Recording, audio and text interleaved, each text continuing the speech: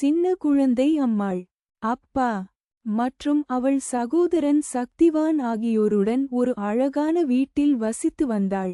சின்ன குழந்தை மிகவும் அழகானவளாகவும் நல்ல குணமுள்ளவளாகவும் இருந்தாள்.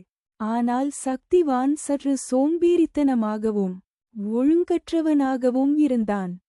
ஒரு நாள் அவர்கள் அம்மா ஒரு புதிய விளையாட்டு பொம்மையை வாங்கிக் கொடுத்தாள்.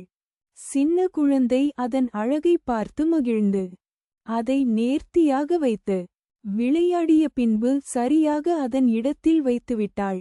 ஆனால் சக்திவான் பொம்மையை விளையாடிய பின்பு எங்கு வேண்டுமானாலும் போட்டுவிட்டான். அடுத்த நாள் அம்மா அவர்களுக்கு புத்தகங்களை வாங்கிக் கொடுத்தாள். சின்ன குழந்தை புத்தகங்களை படித்துவிட்டு அடுக்கி வைத்து அழகாக அதன் இடத்தில் வைத்தாள். ஆனால் சக்திவான் புத்தகங்களை எங்கே வேண்டுமானாலும் போட்டுவிட்டு போனான். சக்திவானின் அலட்சியத்தைக் கண்டு அம்மா வருத்தப்பட்டாள். அந்த நாள் இரவு அம்மா சக்திவானிடம் சொன்னாள், சக்திவானே, சின்ன குழந்தையைப் பாரு. அவள் எவ்வளவு ஒழுங்காக எல்லாவற்றையும் வைக்கிறாள். ஒழுங்காக இருப்பது எவ்வளவு முக்கியம்னு உனக்கு தெரியுமா? நல்ல பழக்கங்கள் நம்மை எப்போதும் முன்னேற்றத்திற்கு உதவும்.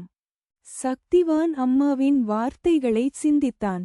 அடுத்த நாள் முதல் அவனும் சின்ன குழந்தையைப் போலவே அவன் பொம்மைகள், புத்தகங்கள் எல்லாவற்றையும் ஒழுங்காக வைக்க ஆரம்பித்தான்.